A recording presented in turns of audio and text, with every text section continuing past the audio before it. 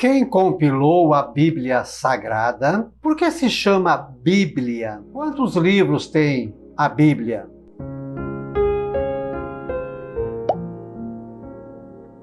Olá, graça e paz, boas-vindas a Gotas do Evangelho do Dia.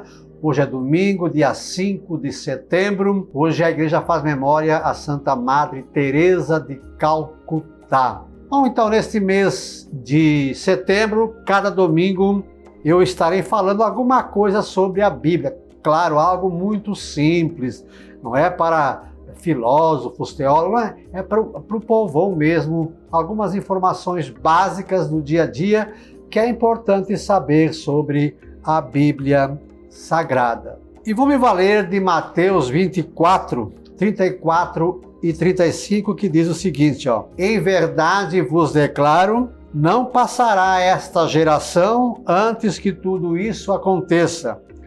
O céu e a terra passarão, mas as minhas palavras não passarão, disse Jesus. Bom, hoje então vamos lá algumas informações básicas sobre a Bíblia Sagrada. Quando foi escrita? Mais ou menos entre o ano 1000 antes de Cristo e o ano 200 depois de Cristo. E no início, ela foi passando de geração em geração, ela não foi sendo escrita desde o início, ela foi sendo contada e alguém, claro, foi escrevendo uma parte hoje aqui, uma outra acolá, e assim por diante, cada um na sua língua, no seu dialeto, assim por diante. Ela foi assim escrita em grego, hebraico, aramaico e talvez alguma outra língua, mas para você entender que no início nem havia nada escrito. Veio sendo contada e então se começou depois a escrever uma parte aqui e uma acolá. E aí então apareceu algo interessante, porque há pessoas que pensam que a Bíblia caiu do céu, prontinha assim com zíper e tudo. E você está sabendo hoje, se ainda não sabia, que na verdade não foi bem assim. Não foi bem assim.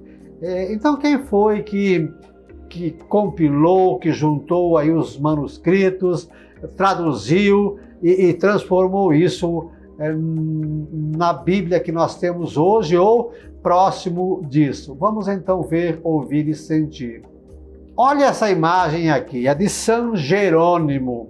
São Jerônimo, por volta do século III, início do século IV, foi designado pelo bispo então para juntar tudo o que havia de manuscritos para lá e para cá, escrito em várias línguas, em grego, hebraico, aramaico, e ele, como era um estudioso das línguas, ele traduziu e então compilou o que se chamou de Vulgata, em latim, que era a língua oficial da igreja na época. Muitos meses e anos de trabalho, de estudo de São Jerônimo, para então juntar tudo e compilar num livro que inicialmente se chamou Vulgata, em latim, e depois foi sendo então aperfeiçoado, mas os textos continuaram, digamos, os mesmos, só claro, foram escolhidos os livros que fizeram parte e assim por diante. Então você já sabe que foi São Jerônimo, por volta do século, final do século III, início do século IV, quem compilou a Bíblia Sagrada. Bom, e como usar a Bíblia Sagrada? Por que se chama Bíblia? Olha só, porque ela é composta de vários livros, né? Logo nós vamos ver aí quantos livros tem no Antigo Testamento e no Novo Testamento. Então, o amontoado de vários livros forma uma biblioteca. Por isso, então, se chama Bíblia. Vamos ver de quantos livros é composta a Bíblia Sagrada. Ela é dividida em Antigo Testamento e Novo Testamento. O Antigo Testamento, que começa no livro do Gênesis e vem até o nascimento de Jesus. Com o nascimento de Jesus, também dividiu a história em antes e depois dele, E então até ali são os anos antes de Cristo e aí vem os anos depois de Cristo. O Antigo Testamento, então, é um livro lá, o Pentateuco, os 5 livros iniciais, os Juízes, Reis, Salmos, Macabeus, Jeremias, Profetas, Juízes, Reis, né? São os livros do Antigo Testamento. E aí o Novo começa com os 4 evangelhos. Claro, não é que foram escritos cronologicamente, que primeiro foram os evangelhos.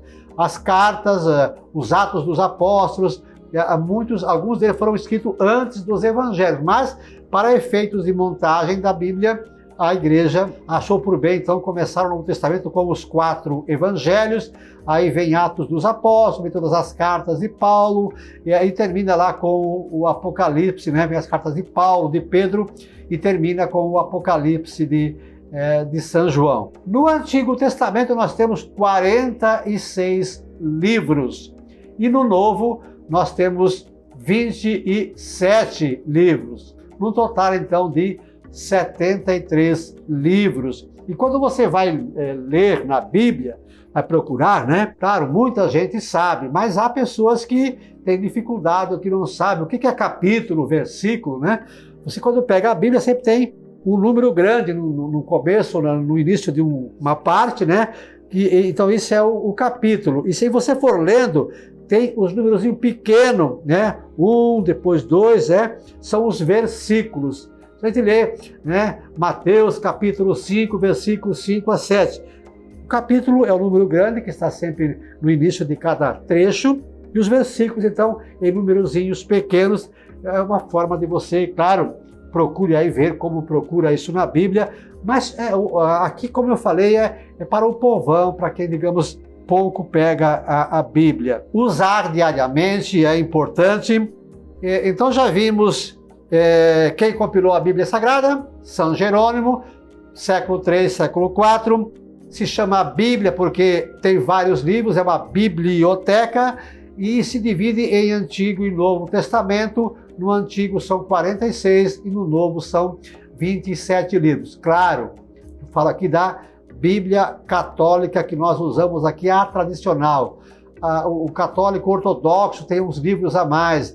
A Bíblia Protestante tem alguns livros a menos. Eu falo aqui da nossa Bíblia Católica Apostólica Romana, ok? Pivato, se fosse para resumir a Bíblia numa frase, qual seria a frase que resume toda a Bíblia? Claro, é muito difícil, é complicado. Qualquer frase que se use, ela é pequena, mas na minha modesta visão, eu diria que tudo se resume a amar a Deus sobre todas as coisas e ao próximo como a nós mesmos.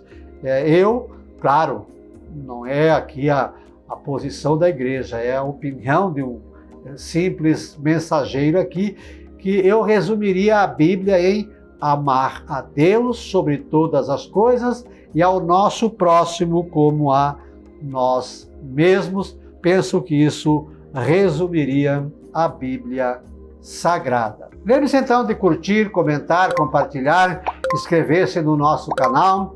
Estamos no Instagram, no Facebook, no YouTube e também no Spotify. O verso então para esse dia: bendito, ó São Jerônimo, santo estudioso e tradutor, a Bíblia Sagrada compilastes, os pergaminhos decifrastes, por isso te chamamos de doutor. Nós amamos a Bíblia Sagrada, paternal testamento de Deus. Santa Madre Teresa de Calcutá, rogai por nós.